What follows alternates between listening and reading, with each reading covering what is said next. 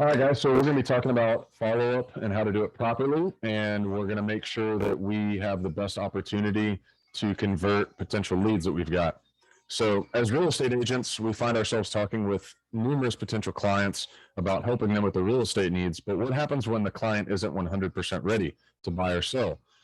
Staying relevant to the potential lead is crucial in order to earning their business. So in my lead follow-up, my goal is to book an appointment. I'm not connecting with the prospect just to touch base. I am being intentional about setting an appointment. Always focus on asking for the appointment, whether this be at your office or at a local coffee shop or somewhere neutral. You can always set the appointment to see properties, but you have more of a controlled environment at a public place. If you're going to meet them at a house, just make sure that you have at least 3 to 5 homes to see, not just one. This way, if the one home doesn't work, you still have time to build the rapport. So the follow-up process is also to disqualify any leads. This way you aren't investing any time into leads that will never purchase. The truth is there's really only 3 responses a lead will give you: yes, no, and maybe. Even though it may seem crazy, the time killer is really the maybe. I would much rather have a no than a maybe. They say a no is as good as a yes. This means we can confirm a no. Then we can confirm they aren't interested, and thus we don't need to invest our time into them. We can concentrate on investing leads that are better prospects. A lot of maybes eventually turn into no's, especially if the agent isn't providing value. And I mean real value. Property searches, buyers or seller guides, some sort of education on the process, and helping them find what they're actually looking for. So how does the lead like to communicate? If we can't reach the potential client or prospect, you will need to change the method of contact before you just trash the lead. In the past, there were only 2 ways of contact: snail mail, which is direct mail, and a landline. Nowadays, we have voice, text, video, email, social media, social networks, and other avenues. I still prefer to use the phone communication because I feel the best way to communicate emotions and express value. But if you can't reach someone via phone call, then use the other avenues to communicate effectively. Finding out which method works for the clients is important to be able to communicate moving forward. Adaptability is crucial in today's marketplace as it relates to the lead follow-up. So let's talk real quick. Jace, go back to that page there real quick on the video. Sure. On the video, so you're saying, find out ways the lead likes to communicate is crucial for engagement. And then you'd said that in here, try to voice, text, video, email. What I like about that is you're not just trying one thing, right? Like you're checking everything off the box. But would you just send, when you say send a video, what would you send? Like, would you send them like a text video, or would you send them an email video, or what would you send them video? Tell me that. Different video programs you can use. There's a couple of them that you can actually see if they've opened, which is great. I personally would just send it through phone. That way they know, you are a real person. I'm going to get to here in a little bit on the things that you can send them, but just showing face and showing that you're actually a real person is a huge deal.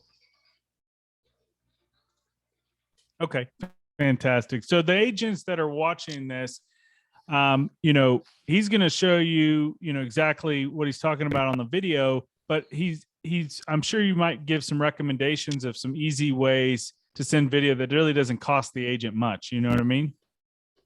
I mean, I know like BombBomb's a big one. Some people use YouTube. The only problem with YouTube sending a short video is that there's going to be a good chance for an ad prior. And if somebody wants the information or actually wants to look at it, you may have lost them with an ad. Now, Matt, I know you use another program that's really great, and I think it tracks if they open or close, right? Yeah, yes. So the name that the program that I use is called QuickPage, and what's really good about QuickPage. So I'm glad you mentioned that. So here's the deal. So like, let's say you're following up with a client. Let's just use this example. Let's say that you have a client that you actually did meet and you showed some houses, right? And they're just not ready to buy just yet, right? And they're busy at work or whatever it is. This QuickPage, you could go out and find the property that you think that they might like based on, the information that you got from them, their wants, their needs, and all that. You could go out, shoot a video to them, and you could do this through your cell phone too. what's really cool about this quick page is you can shoot the video and then you can send them a quick little link with the video. And then if they opened up the video because it lets you know when they opened it. And it also tells you how much time the video was viewed as well. Okay. So it's got kind of a tracking system on it, and it's called Quick Page.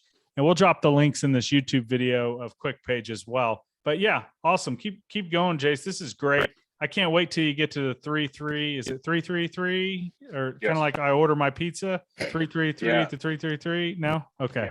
Yeah. No, you got it. It looks like my audio just changed here, which is tough, but hopefully you guys can hear me. So yeah, we're gonna hop into the next one here. Yeah. And determining the value of the lead is super important. Most agents traditionally just use the time frame method, which you should still use. A lot of people call it the triage method, right? Hey, you got a guy that's got a gunshot wound to the head. We need to treat him immediately.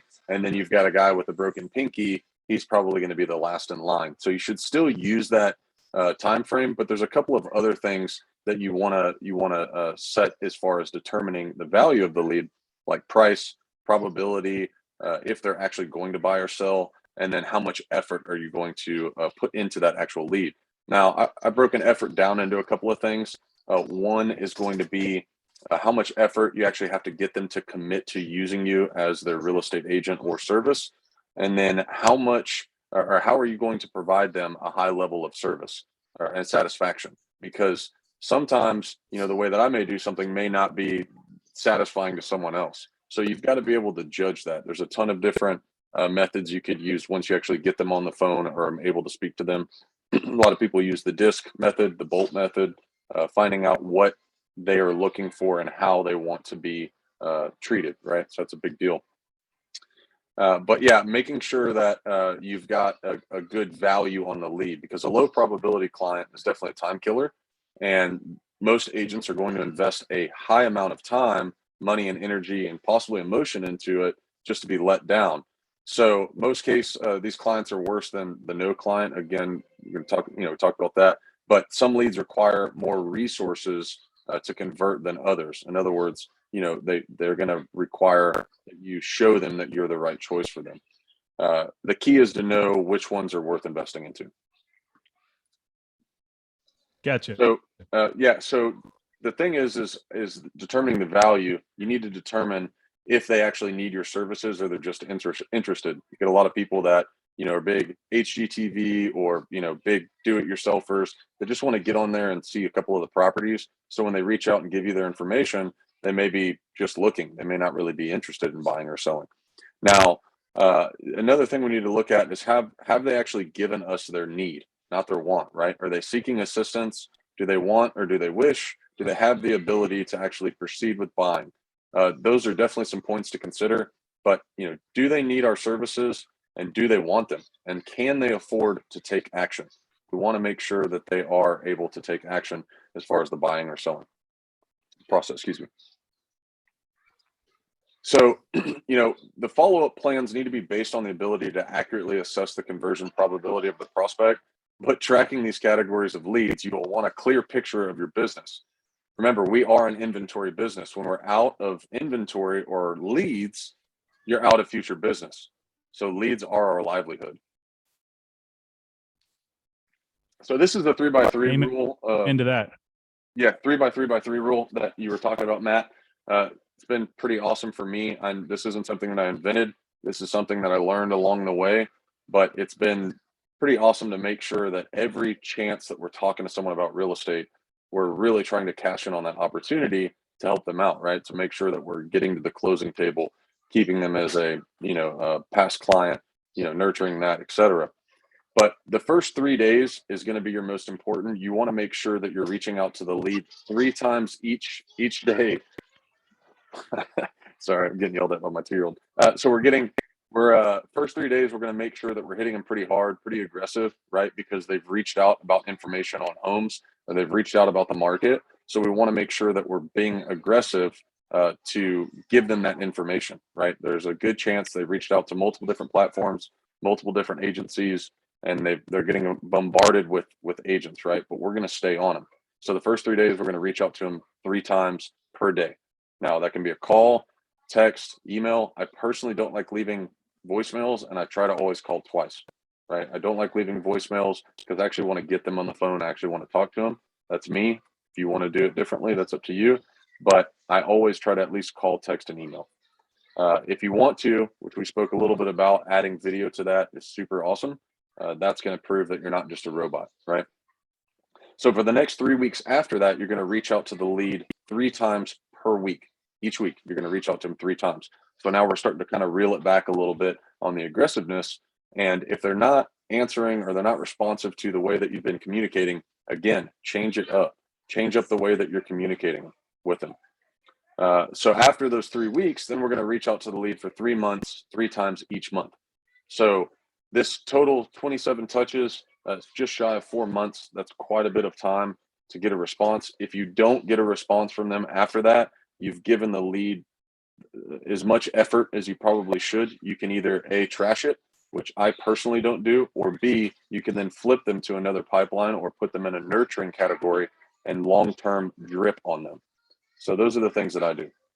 So let me interject there, and this just I love what you said, Jace, about trashing it. So if you're an agent watching this, don't trash any of your leads, because here's the deal: is your database nowadays is your gold. Okay, back years ago, like having gold was having money. Your database, you're mining for gold through your database. So if you're watching this video and you're a new real estate agent or you're an experienced real estate agent, you should have a database of leads that you're mining, and that's your pipeline. I've had many leads that have reached out to me a year, 2 years down the road that I've been consistently staying in front of them through a drip, through the CRM, like Jace said, CRMs, those are your friends. Just keep the leads. They're never dead. Even if they told you, listen, we're not looking to buy, that's perfectly fine. What's to say that, you can follow up with them every quarter and just say, hey, here's a new newsletter, right? Get in front of their face. So those leads, you need to keep those. They're never trash. Now you can put them in your CRM in a department that's maybe long-term or something like that, but you never know. Think of this. Think if you had a bunch of leads that told you, oh, we're not ready to buy, we're 6 months away, or hey, we just moved into our house. We're good. We were just checking to see what the value of our house is. We just moved into our house. Okay, fantastic. That's awesome. Put them on a newsletter. What happens if their friends over at their house and they're like, hey, we're looking for a real estate agent. And guess what? Their real estate agent's not around anymore because they don't follow up with them. But they get a daggum newsletter from you every week. Okay. I mean, every quarter. Who do they think they're going to refer out to you? So just remember that you don't want to bombard them if they've told you, hey, I'm out of ways or I've already bought a house, but you want to keep them in your database. All right. Keep going, Jace. Yeah, no, I agree with that. And I think, with the 3x3x3 rule, if they've told you they just bought or something like that, you probably don't want to apply this process to them. But, if they're actively searching or looking, then this is something that we need to use, or something similar. There's an 8x8 rule. You could Google that, however you want to do it, but it's just the consistency of staying on them. There is a conversion chart you can look at, and it's typically after the 6th or 7th touch, you're going to have that low hanging fruit, right? Most real estate agents are going to reach out to them once or twice, maybe 3 times, and then say, okay, they're not responding. I'm going to go ahead and trash this lead. If you continue on them, they may just not be ready to buy yet. Who knows, especially with COVID right now. Everybody's got COVID. They could be on vacation throughout the holidays. Maybe they were busy with family. There's multiple things that, stop someone for just reaching back out. But if you stay on them, there's a good chance that they just continue. Your text threads are just going to have a ton of your texts and your calls and your emails, and you're going to look kind of like a crazy person, right, with all this stuff. But then if you stay on it, stay consistent with it, they're either never going to respond, and then you can put them into that nurturing pipeline like Matt talked about, or you could then trash lead if you want to. I personally do not trash leads. I don't. I do what Matt said and put them on a monthly deal, That way I'm at least, staying relevant and trying to provide them with information, whether it be, in a year, setting myself a reminder for market evaluation or telling them to change their air filters. As long as I'm providing some sort of value to them when they go sell, they may have had an absolutely terrible experience with their other agent. So by staying relevant and staying on top of them, you're going to give yourself the best opportunity to be their next real estate agent they use. So, and talking about that on the next one. So what should we actually say when it comes to follow-up? Because most agents, the cliche term is, are you looking to buy or sell, right? And that's not something we want to do. We want to kind of find a little bit more about what they're looking for and seem more interesting. And I've got something here that says, be interested, not interesting. Just keep asking questions, right? We want to ask questions. We want to find out their whys. We want to find out what they're looking for, their timeline. We want to find all those things. So you want to engage in a way that makes you real, especially feel like a real person, not a bot, knowledgeable and helpful. So use some positivity when you're communicating with them, and make it fun, right? Make it fun, not only for the potential lead, but for yourself, because if you don't make it fun, it's going to get very repetitive. You're going to kind of go stir crazy. So make it fun. Use some jokes, use some emojis, some GIFs or whatever. Make it fun. Show some interest in their situation. But some examples that you can say is, hey, there's some new homes in the area that look really modern. What style of home do you like? That's different than probably the other 3 agents that are reaching out saying, hey, are you looking to buy?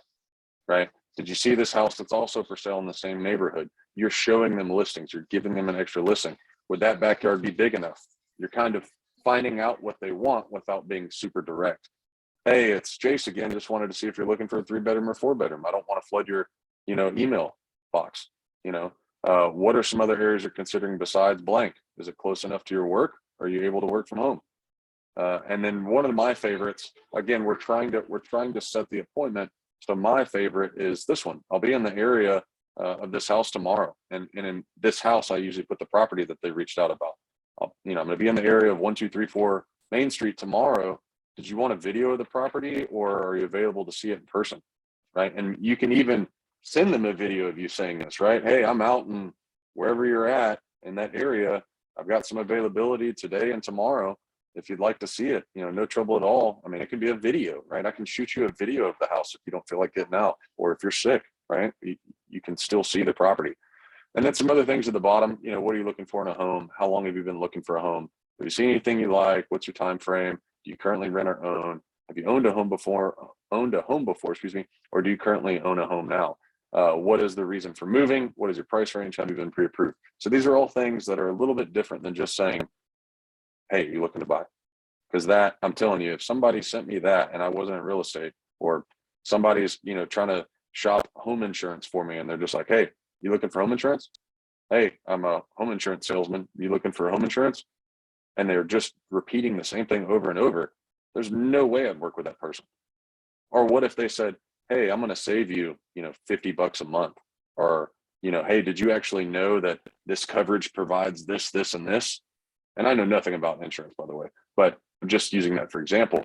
That seems a lot more interesting to me than, what's going on. And then they're asking me questions on what I need. What are my needs, right? What am I needing for maybe my car, my home, my boat, whatever it is. I don't own a boat, by the way, but those are things that, are going to interest me a little more. So try some of those out.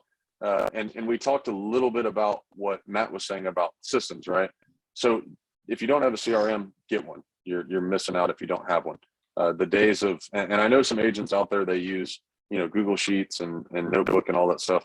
To me, that's, I think that's sign in a second, sweetheart. Okay, come on. But I think that's a sign of, I don't know, craziness. I don't know. That's wild. But get a CRM that actually works for you. It's your best friend. It's the best tool in your toolbox.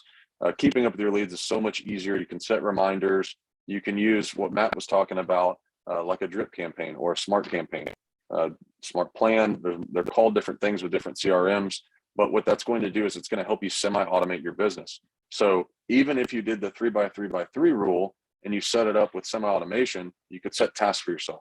Hey, call John Doe on Monday, Tuesday, Wednesday, right? And then maybe the email and text is going out through a smart campaign.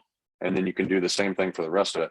When you put them into a nurturing pipeline, that's a lead that has not responded, right? So we're not going to use as much effort into that lead anymore because we didn't get the response we want. So you can put them into a newsletter. You can put them into a long-term drip that's got value in it, not just, are you looking to buy or sell, right? You can set yourself those reminders once a year.